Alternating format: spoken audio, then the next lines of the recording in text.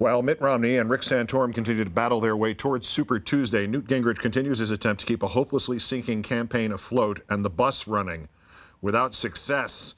In our #1 story, it seems Gingrich has his work cut out for him. Not only does he find himself trailing in delegates, but according to a new CNN research poll, Gingrich now finds himself as possibly the least popular politician in America. When asked their overall opinion of him, a staggering 63% of registered voters said they had an unfavorable view. This compared to just a month ago when respondents in the same poll only thought 58% of them only thought he was unfavorable. In other words, the more they get to know Gingrich, the less they like him. The current 38-point spread between his favorable and unfavorable is a new high, or I should say new low, for him during this campaign, although it merely ties his 1997 number when he was facing both an ethics investigation and that revolt from inside his own party. Evidence of just how unpopular Newt Gingrich truly is. When his campaign bus broke down in West Hollywood last night, it sat for hours while the locals did little to help. Although you didn't need a poll to tell you that Newt Gingrich is probably viewed unfavorably in West Hollywood. Putting these numbers into a bit more context, even at her least likable, Sarah Palin never had a CNN unfavorable rating that surpassed 60%. Yes, that Sarah Palin. While he does not face the same favorability problem as Gingrich, Ron Paul also finds himself merely a subplot to the Romney versus Santorum narrative. In an attempt to give his campaign a much-needed boost, Paul's website released a section for supporters called How Can I Help? The #7 way you could help? You could become a Ron Paul girl. An enthusiastic woman to record occasional video announcements for our site. The search is also on to be the Ron Paul girl, and it would seem it's not off to a good start. Ron Paul, president. Ron Paul, president. Remember, this is the words and has her own ukulele. Joining me now, comedian and Countdown contributor Maysoon Zayid, who leaves here for appearances in Chicago on March 2nd and 3rd, and we'll remind you of that at the end. Good to see you. Good to see you, too. Newt Gingrich does not know this yet, but he can't be president. He's not going to wind up being president. So what I was thinking, he still can be as unpopular as any American politician who's ever lived. What can he do to achieve this? What can he do to make himself more unpopular? To be even less liked? Yes.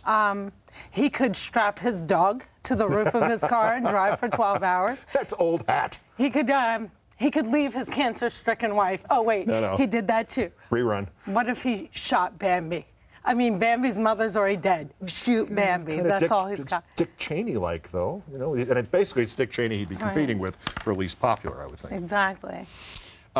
Ms. Palin, or no, before Ms. Palin, the Gingrich bus breaks down in West Hollywood. And no one helps. Could you have written this? No.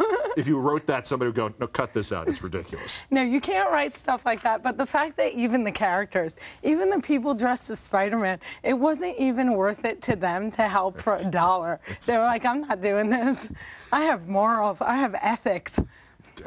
Exactly. All right, I was going to ask you about Palin. Hinting she might not get back into the race, but she's there in case they simply want to hand it to her at a brokered convention. As we said, nearly 60% in the unpopularity score herself. If you had like a Palin-Gingrich or even a Gingrich-Palin ticket, could that be the worst, least positive in history? Could you do worse than that?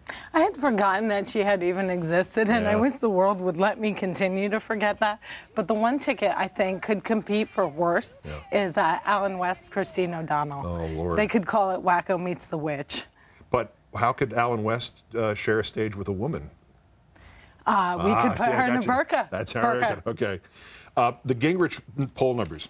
66% of women have an unfavorable view of him. Forgetting the presidency, should he still be worried about this number relative to the prospects of a fourth wife?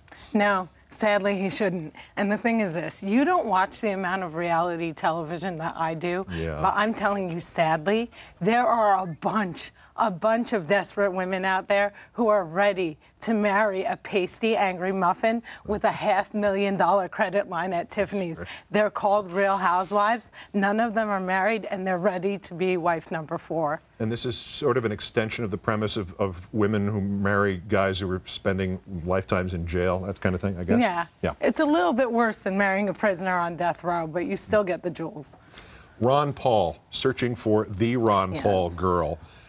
He's the only one who could get away with that, right? I mean, if Herman Cain had said, I'm going to search for the Herman Cain girl, there would have been 35 of them who came out and said, I thought I was already the Herman Cain girl, right? Herman Cain's problem is that instead of searching for them, he likes to catch them like Pokemon, and he doesn't understand that women running away means no and not chase me.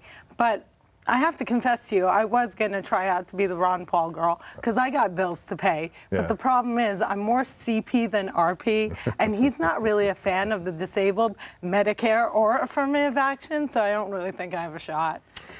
And we also will close with this thought. Ron Paul got the endorsement earlier this month, I didn't know this, of the Moonlight Bunny Ranch in Nevada. Shocking. It's absolutely shocking to me because I thought Moonlight would go out for Mitt Romney because Mormons and licensed prostitution go together like peanut butter and jelly. And if not Romney, Santorum, he's there anyway. Or Gingrich. Countdown contributor Maysoon Zayid, thanks for your time tonight. March 2nd and 3rd in Chicago. Where in Chicago? University of Chicago and Joints. Oh, excellent. Enjoy. Good to see you. Thanks for coming in. All right, that's Countdown. I'm Keith Olbermann. Good night and good luck.